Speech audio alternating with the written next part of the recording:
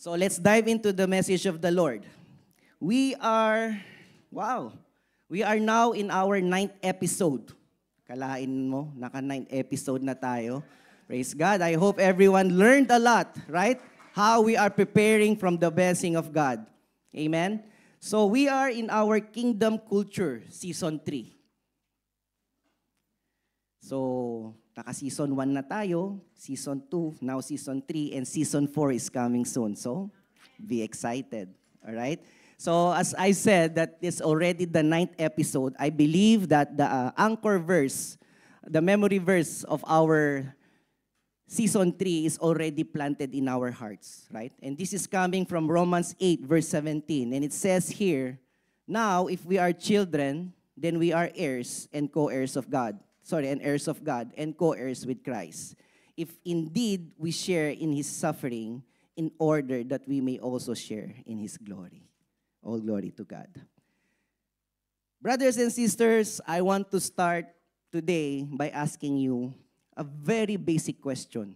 And I believe everyone can relate. How often do we see ourselves stuck in something wherein in our emotions, there is a positive and negative going on. And it made us sometimes to stop and think about what we need to do next. Right? Who encountering this? Like there's always a question in our mind, what I should do or what decision I should take. And in a scale of 1 to 10, how often do you find yourself in this kind of situation? Like maybe, for instance, today, you woke up and you are thinking, should I go to church or should I attend in the Zoom meeting? Right? Very practical. Very practical example. But if you are saying that you are in the 8, 9, or 10 level of how often do you experience this kind of situation, that's fine. That's normal. It's just simply say that we are a normal person and we are just encountering what we call doubt, right?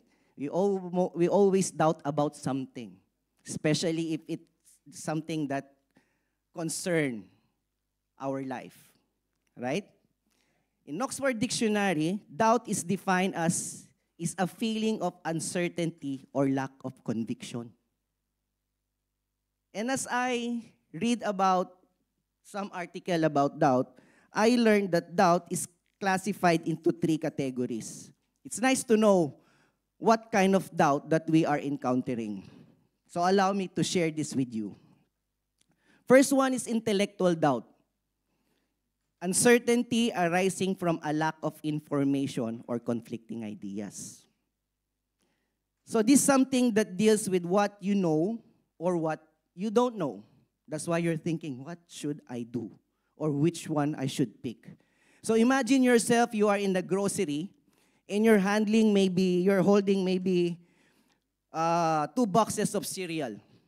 Okay? One is Nestle and one is Kellogg's. All right? So both of them is your favorite flavor, which is chocolate. And both of them has the same price. But the question is, which one you should buy? So if you're a picky mom, the next thing you will do is to check what? Nutrition facts, because the price is the same, right? So the nutrition fact, which one has more vitamins? As if for me, if I'm the one, I will check which one has freebies inside like a toy. Because Elias will like it, right? So when we find ourselves confused, we search for information, right? So that one is intellectual doubt. Next one is emotional doubt. Doubt that is rooted in feelings like fear, anxiety, or lack of confidence. This involves indecision between belief and disbelief, and this mainly involves trust, motives, or decision that we're about to take. This is when we try to weigh a decision from an experience. For instance, a person is trying to win you back after he hurt you. Right? So you will have now something in your emotion whether to accept that person back or not. Whether he or she deserve your trust once again. Right? Lalim, no? So this is emotional doubt. Next is moral doubt, no? A conflict between one's values, beliefs, and action. This occurs when our morality is being questioned. So siguro, one of the example here is, maybe one of your office mate came to you and asked, okay, I'm about to present these slides. This is my project and I want to present it to the board of directors, for instance. And you knew that your friend really spent time, sleepless night, uneaten lunch just to finish this presentation. But when you check his presentation, hindi maganda. It's not nice. And you know that the board of director might reject it because the information are lacking. So here you will have a feeling of doubt whether you tell your friend that it's nice just to protect his feeling, not for him to be offended or not to get hurt, or maybe for your friend not to rattle or to feel nervous because the presentation is just right around the corner and you will say, oh, it's okay, just go for it. So this is about doubt when our morality is being asked or questioned. So here we can see that doubt is something we all go through every day. Actually, maybe every hour we ask ourselves which one I should do or which one I should pick up, right? But sometimes it helps us think carefully and lead us to the truth and to a better option. But the other side of doubt, it can confuse us and push us to a wrong direction or to a wrong decision. The important thing now is the question of how we should deal with our doubts. Paano nga ba? Do we keep them to ourselves or do we bring them to someone who can give us a reassurance? Right? Because when we are in doubt, we need someone or something what do you call this? To support, thank you, to support our idea about something or about someone. So today we will read about a person who was once very sure about his mission. He was strong, bold, and confident. But when life became difficult, he started to question and he felt insecure. In his doubt, he seek an answer from someone. And we would find out today if he did the right thing coming to that person and asking what is in his mind and what is he doubting about. Having that said, allow me to open the Word of God today entitled, In Times of Doubt, Look Back. Our anchor verse is coming from Matthew chapter 11, verse 4 to 5. Jesus replied, "Go back and report to John what you hear and see. The blind receive sight, the lame walk, those who have leprosy are cleansed, and deaf hear, and dead are raised, and the good news is proclaimed to the poor." Join me in prayer, my brothers and sisters. Yes, Lord, today we offer you our time, Panginoon. We offer you our hearts and our mind.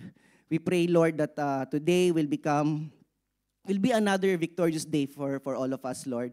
Lord, thank you for giving me again this privilege and opportunity to be the vessel of your word.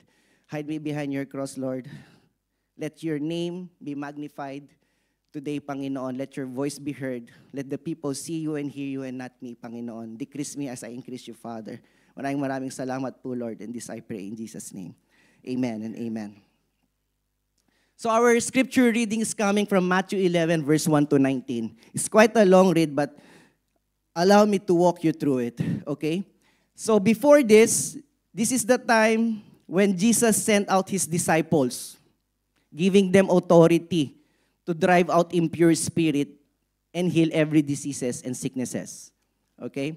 So after Jesus had finished instructing his 12 disciples, he went on from there to teach and preach in the town of Galilee. When John, who was in prison, heard about the deeds of the Messiah, he sent his disciples to ask him, Are you the one who is to come, or should we expect someone else? Jesus replied, "Go back and report to John what you hear and see.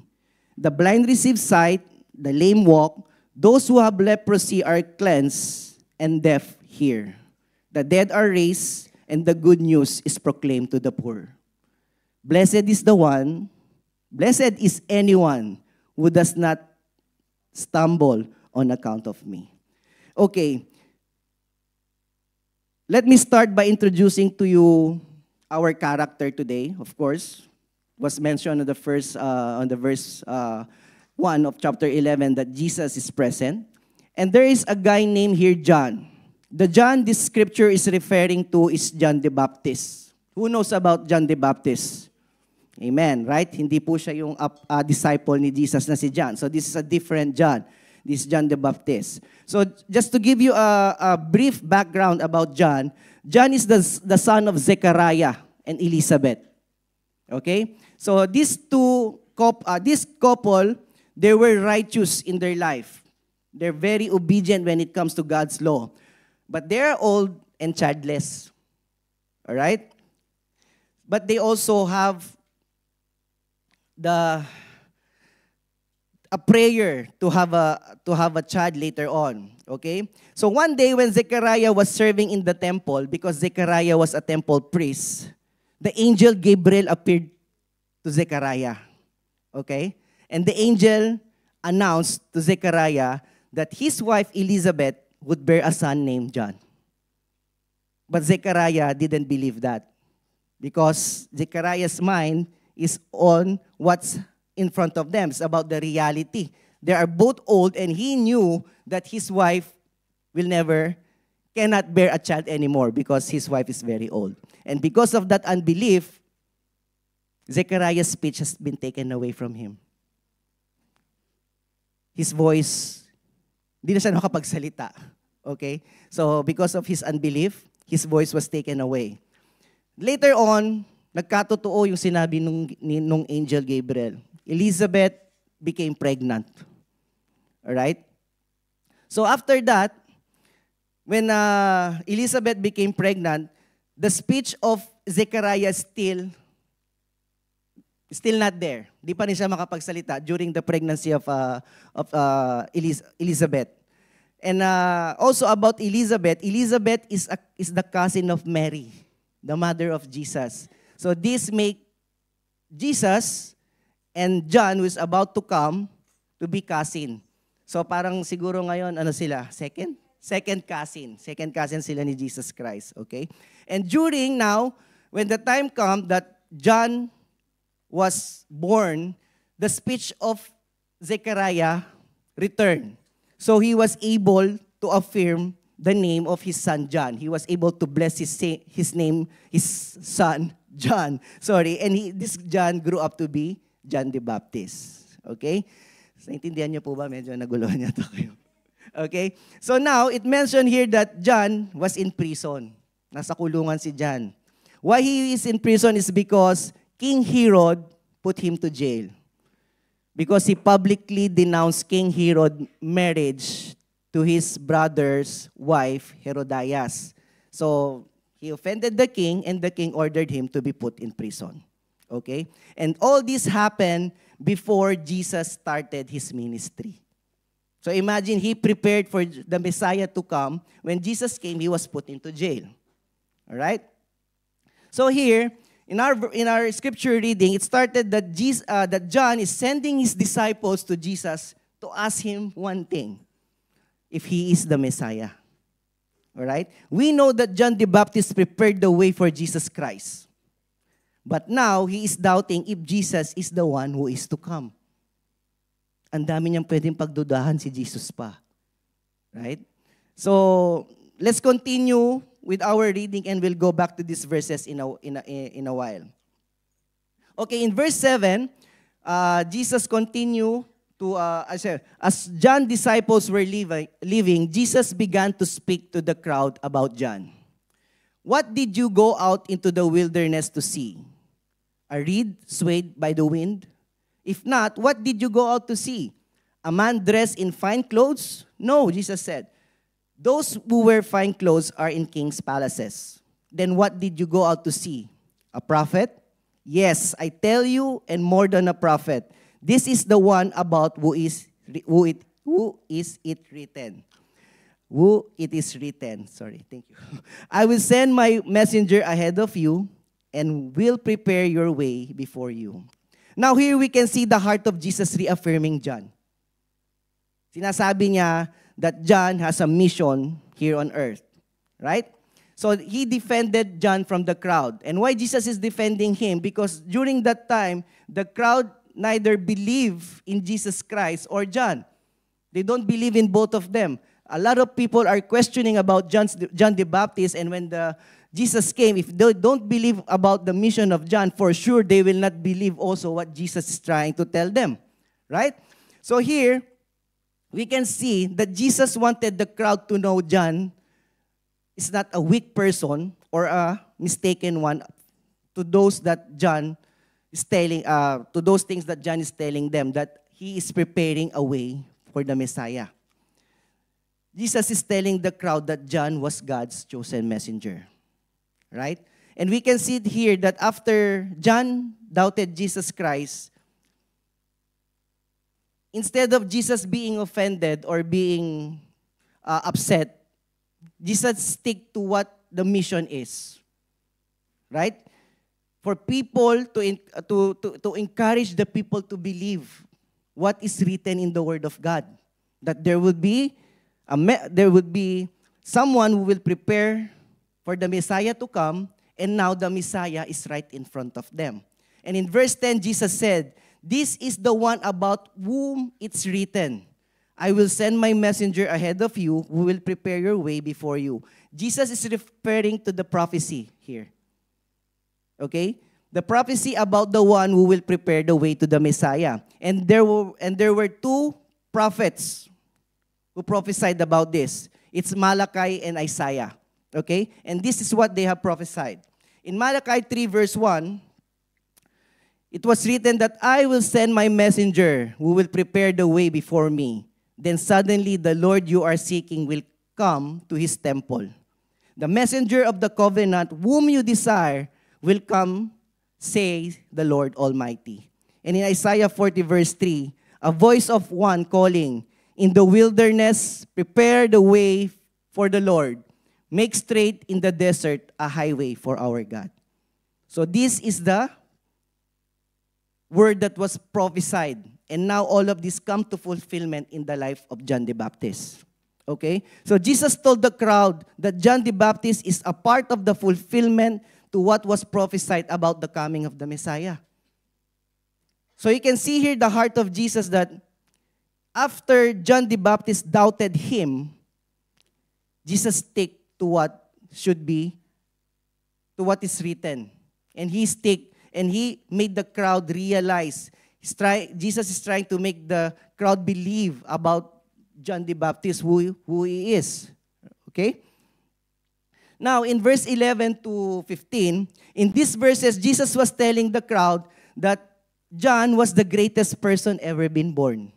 Sabi niya dito in verse 11, "Truly I tell you, among those born of women, there has not risen anyone greater than John the Baptist." Because what a privilege was given to John to prepare the way for the Messiah. Right? But at the same time, Jesus also pointed out something greater. The blessing of the kingdom of God, that is the life, and that is through him, Jesus Christ himself. That even John is the greatest among all the person that has been born, he can never be greater than Jesus Christ. Amen? Again, Jesus confirmed here that John was the fulfillment of the prophecy. And that is the promised Elijah who came to prepare the way. And as verse 15 is a call to action. Jesus said, "Whoever has ears, let them hear." This is just a call urging crowd not to miss the Messiah who was standing in front of them.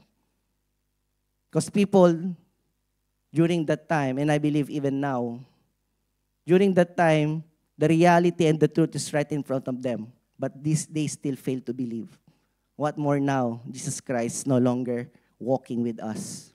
It's all about our faith, right? To believe. that the existence of Jesus Christ really happened. And He's still present until today. In verse 15 to 19, 16 to 19, Jesus compares that generation to children who are never satisfied. Ang ibig sabihin ni Jesus dito that even John came in authority or simplicity, or even Jesus Christ Himself when He came, whatever He do, whatever He present Himself, the people will still reject them.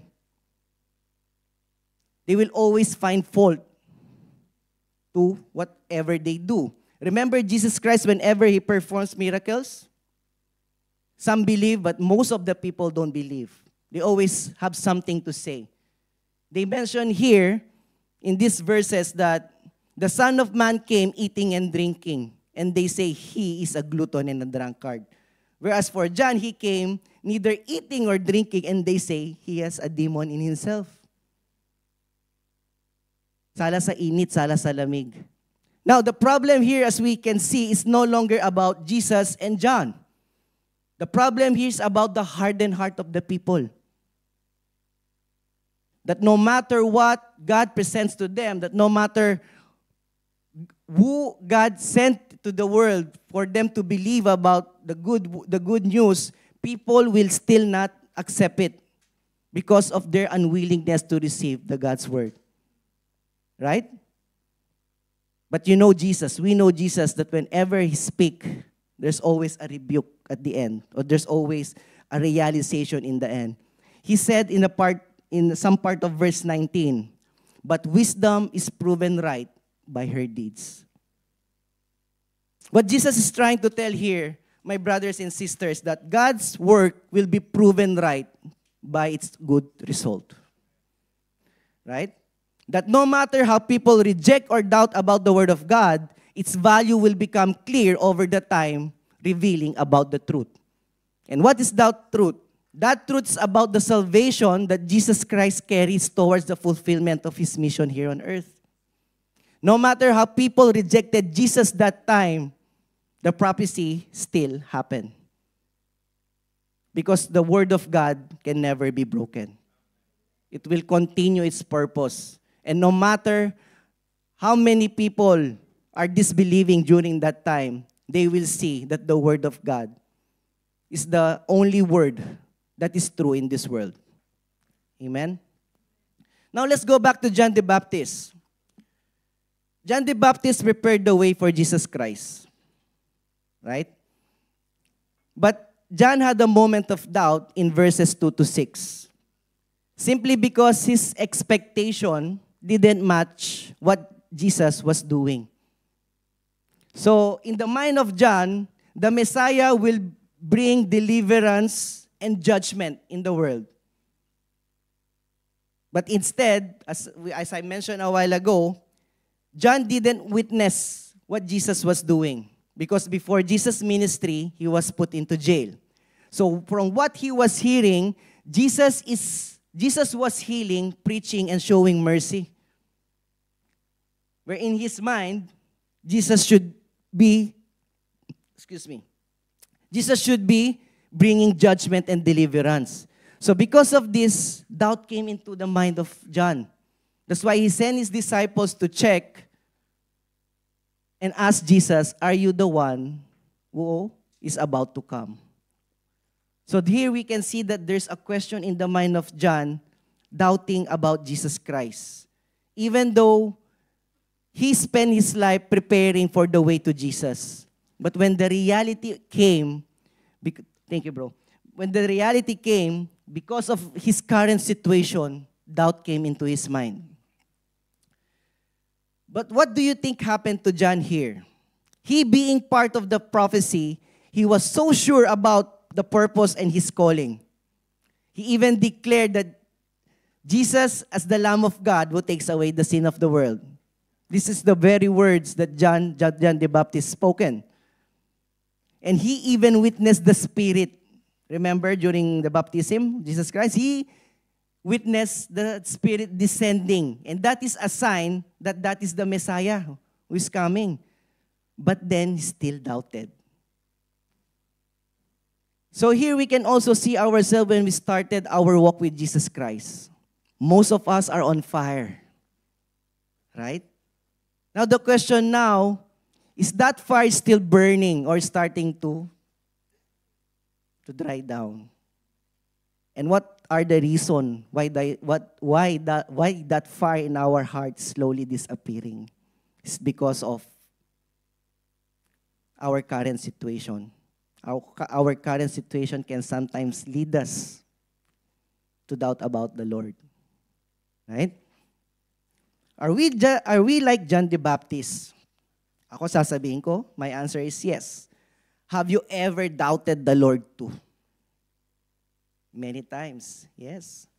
But what causes us to doubt nga ba? Ngayon, siguro dami na nating naisip after I showed those 3 categories of doubts and after we read the story of John. The question now is, what causes us to doubt? And when we doubt, who really we are doubting? Is it ourselves? Wrong feelings? But when it involves ourselves and it involves our future, involves our time, effort, our loved ones, we are not dependent to ourselves, to be honest. We are depending someone else, maybe our career, right? Our resources, the time that we need to do everything that life is throwing at us. So what causes us to doubt? Let's simplify it by just simply taking it from the word doubt itself. We experience doubt when we encounter disappointments. Right? When you pray for something like getting a job, but still 2 years pass, you're still jobless. You'll feel disappointed, right? You're praying for a breakthrough, but until now, you're financially broken. Disappointment. You start to question, God, where are you? Are you hearing my prayers ba? Right? Next is overwhelming circumstances. This involves family issues, financial crisis, illness, that gives us doubt if we can still move on. Next is unmet expectations. Ito, madami po tayo dito, right? When things turns the other way around.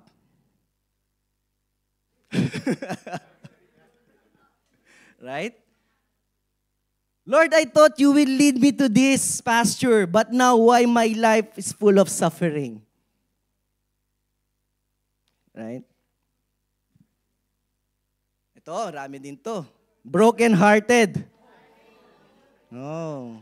Minahal mo, tapos iniwan ka. Right? Lord, I thought He is the one. Why now He's with someone else? Right? Kasi baka hindi ka nakanig nung pinili mo siya. Kaya ngayon, nag-iisa ka. Right? So even making decisions like this, we know that we need to listen to the Word of God, right? Next is trials in life. Losing someone, no? Losing someone we dearly love. When we go through a stormy season in our life, when we feel alone, then you will ask the Lord, Lord, are you still here with me? Right? So I admit too that I encountered all of these causes of doubt. And during those times, my faith was also shaken. Now the question is, how do we treat doubt? How do we respond when we see ourselves doubting? Or maybe some of you now are thinking, is doubting a sin? Kasalanan ba na magduda? Right? Or maybe some of you are asking, is it God who allowed doubt to enter our mind? In Matthew 11, verse 6, Jesus said, "Blessed is anyone who does not stumble on account of me." Pinagpala ang taong hindi nag-aalinlangan sa akin. Wow. Bisaya, Bisaya. Pwede akong magkapampangan, pero... But this is the very word that Jesus spoke. Right? So by hearing this, we can really say that doubting in itself is not a sin. God allow us to have question and uncertainties in our mind so we can actually, this question will actually lead us to Jesus Christ to seek Him more earnestly. But the question is, do you know how to seek Him in times of doubt? Or is it really Jesus you seek in times of doubt? Yes. Amen, Nay. We learn in this story that even the great servant of God can encounter and can wrestle with doubt. Are we all servant of the Lord? Then you will encounter doubt. Right? I mean, we pala, kasama ko. Okay? But we saw here that John's faith was shaken. Like us. So many times our faith are always being shaken. But John's faith was shaken but never been broken. Because he knew who to turn to. Right? Now, what was Jesus' response to John's disciples? In verse 4 to 5, Jesus replied, "Go back and report to John what you hear and see." Can we all read this? The blind receive sight, the lame walk, those who have leprosy are cleansed, the deaf hear, the dead are raised, and the good news is proclaimed to the poor. All glory to God. This verse is just simply telling us that whenever we encounter doubt, look back to Jesus. Amen? That is the blessing, my brothers and sisters, when we know that we have a God who we can always find anytime. He's just there waiting for us. But most of the time, when we are facing doubt and trials in life, we prefer to come to a different person.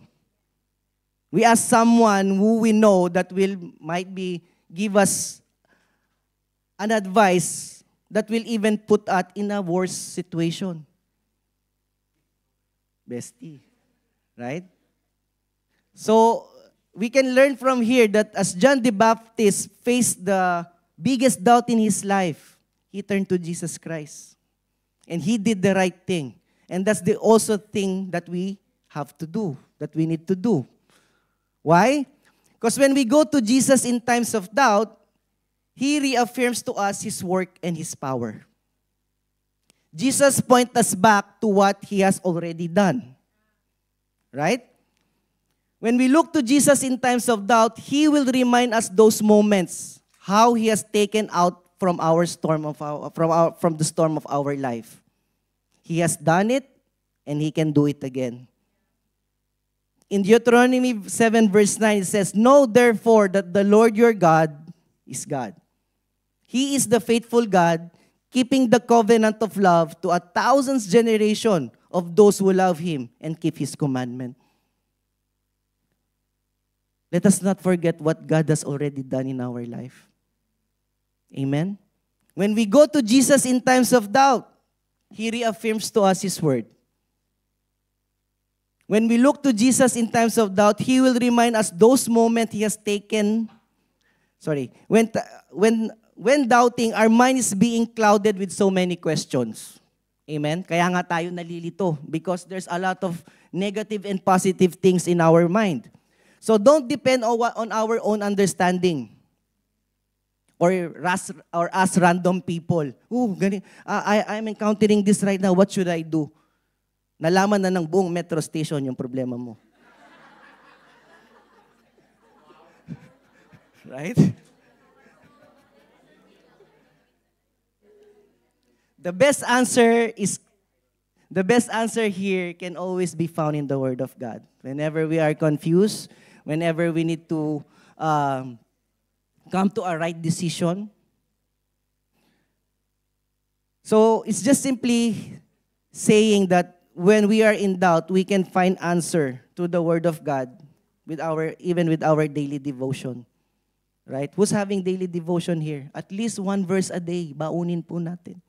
Let's keep one verse a day.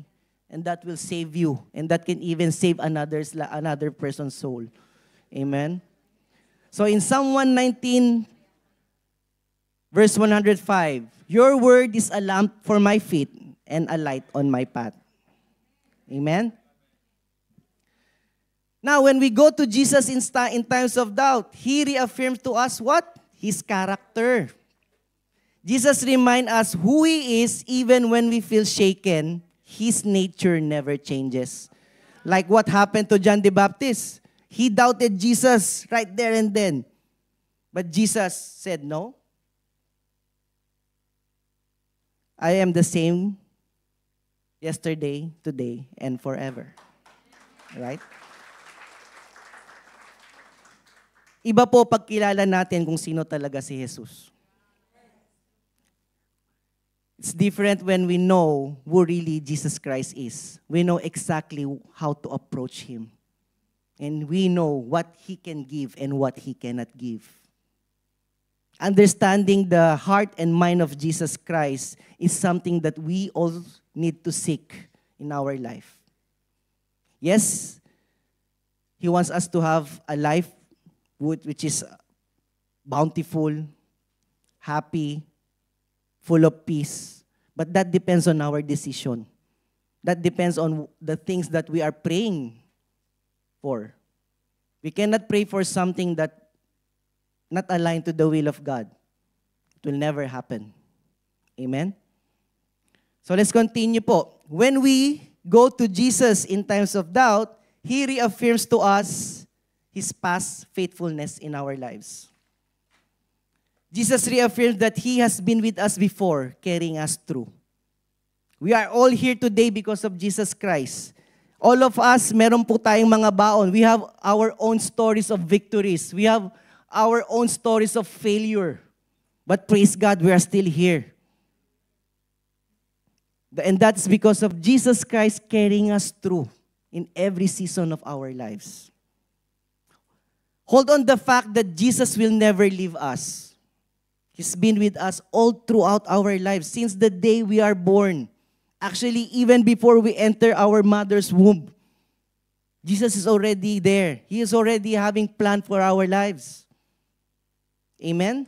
In 1 Chronicles 16 verse 12, remember the wonders He has done, His miracles, and the judgment He pronounced. There's a lot of promises that we can hold on to coming from Jesus Christ. Amen? And lastly po, lastly na agad, no? Last of this, when we go to Jesus Christ in times of doubt,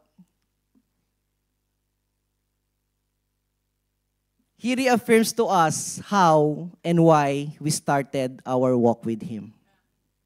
I was speaking a while ago about the fire that was burning in our hearts when we started Jesus Christ. But why that fire starting to die down? Right? That's a question that we need to check. Bakit hindi na ako on fire gaya ng dati? Why now the problems are resurfacing rather than my passion to serve the Lord? Why I'm seeing problem now better than what I can do for the Lord? Let's check our hearts and our mind. Maybe doubt is clouding. Negative things are clouding our brain, our mind. That's why we're having that. Jesus reaffirms the love and purpose He placed in our heart from the beginning. He reminds us why we first believe and why we must keep trusting Him.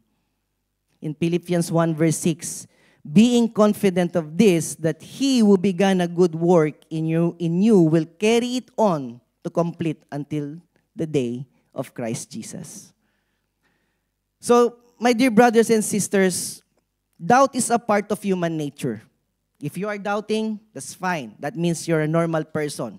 Okay? Huwag kayong mag-alala. Don't consult a psychiatrist. That's completely fine. Okay?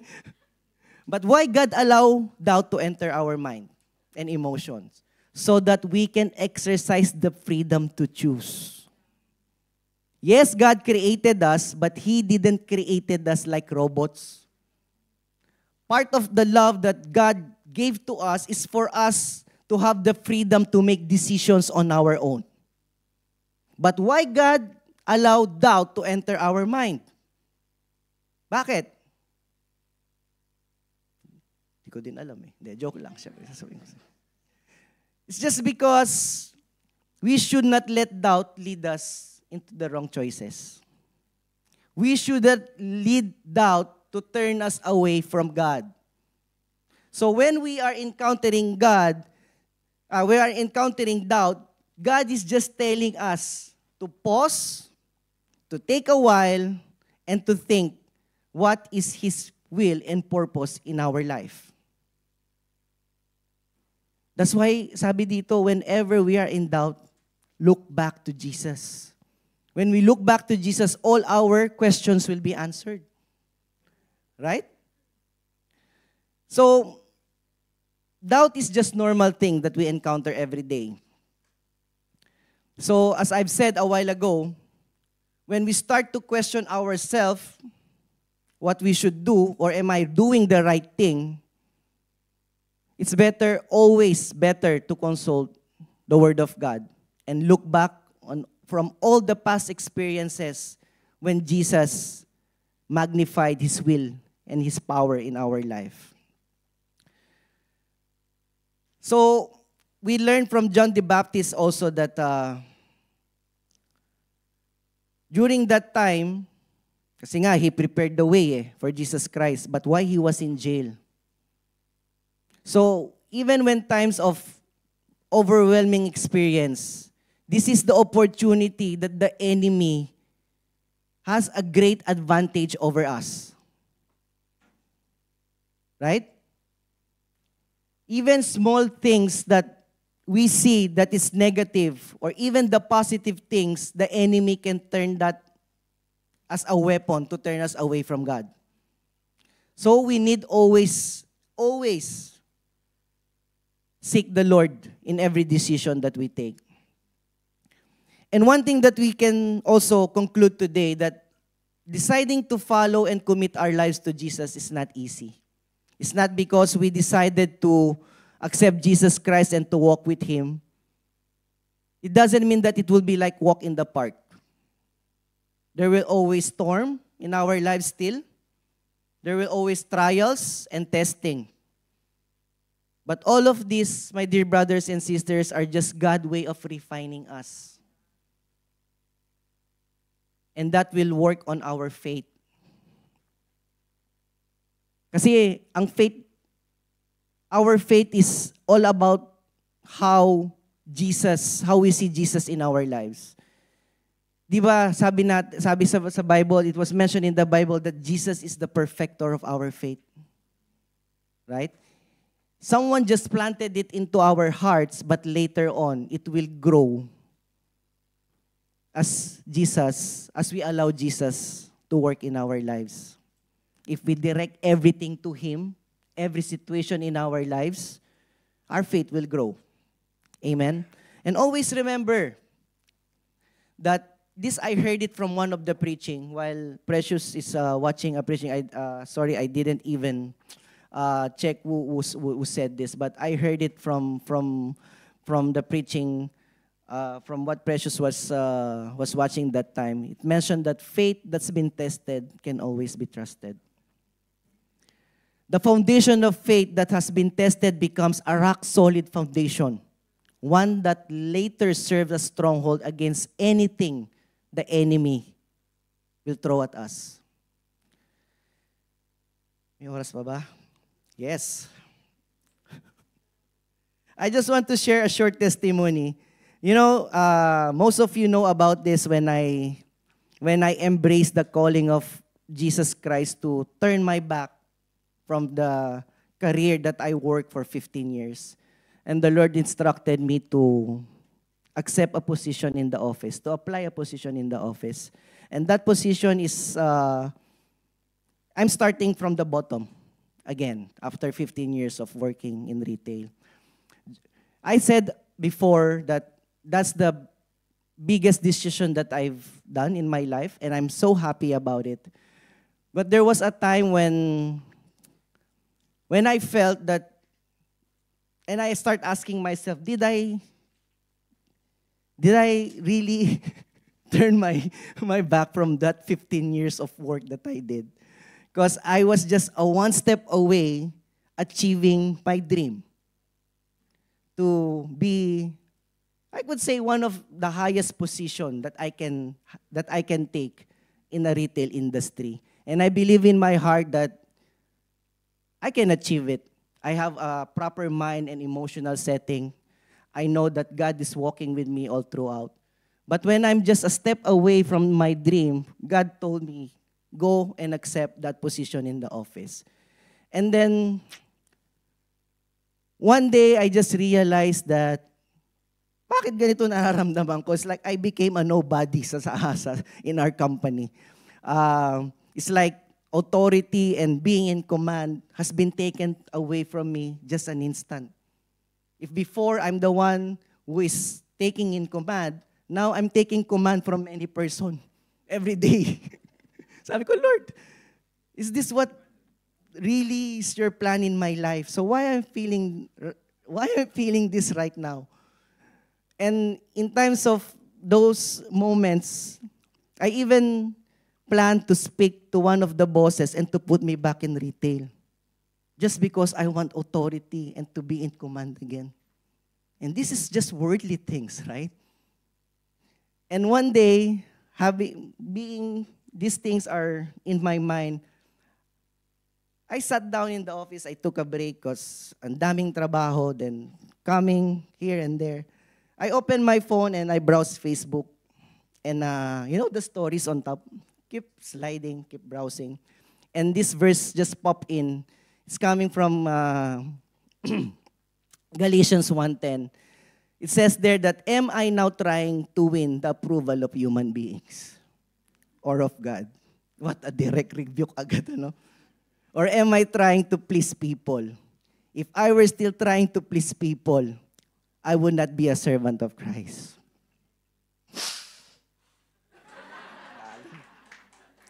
No, but yun nga, no? So in times of doubt, this is what the Word of God can suddenly do in our lives. It's just a great realization that day I realized that I should stop. Ano ba yan? I should stop proving myself to people and start proving myself to God. So that opportunity came, and why should I turn my back from it? Right? I cannot have this privilege right now if I go back to retail industry. But it's all about our heart towards the Lord. How we want to serve Him and how we want to please Him. Right?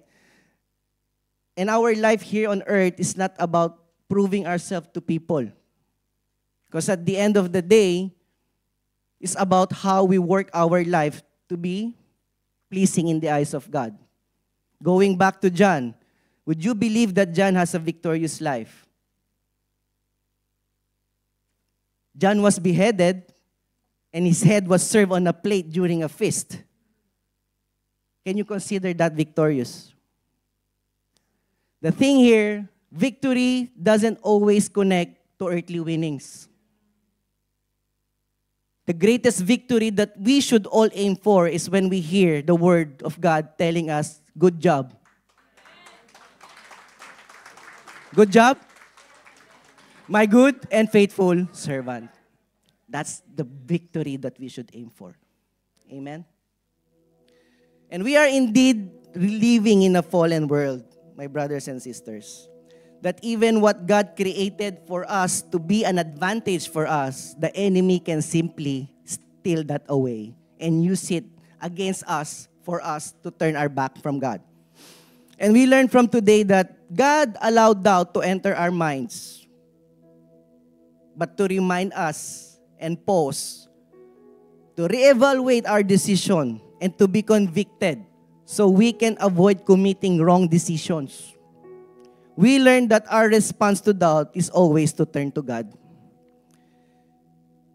And there's a lot of key takeaway today. Right? Ang dami. I pray that we have learned a lot of things today. But as I have mentioned a while ago, that doubt is just something that we experience every day.